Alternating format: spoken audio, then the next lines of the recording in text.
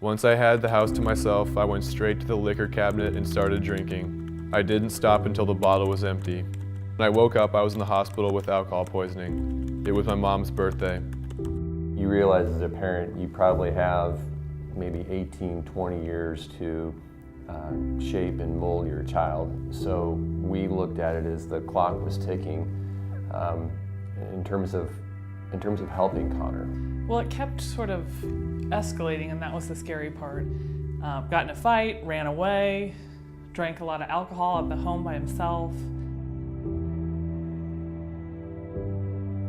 I initially saw Connor for a substance use evaluation. I think every situation is pretty unique, and in Connor's situation, he'd been struggling quite a bit at home. Things really weren't improving, and his home was somewhat of a trigger for him. Moving out of the home into a different kind of environment sort of removed some of the distractions that were present at home and kind of gave him a more focused place to sort of address those concerns.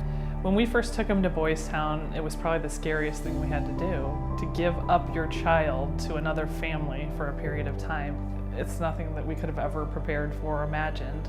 This sounds maybe a little bit odd or strange, but there was almost a sense of peace of mind that Connor was someplace safe, that there was other people that we were being introduced to who have done this for years, who were going to help Connor. Initially, it felt lonely. We felt like there was an empty seat at our table. Every day, as I was driving down 144th, I could look over and see it, and it had a very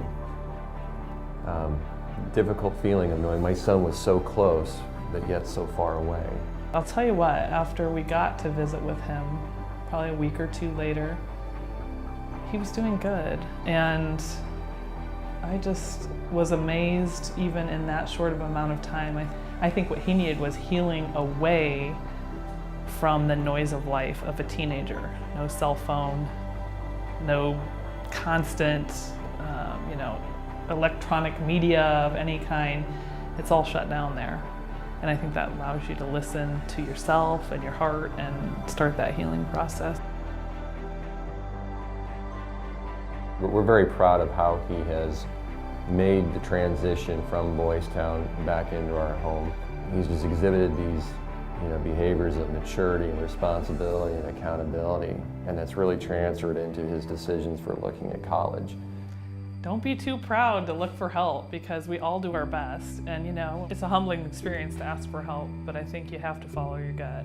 Listen to your child. In many cases, they are asking for help. They just don't know how to ask for help. And so as the parent, you have to look for ways to get that information and then do something with it.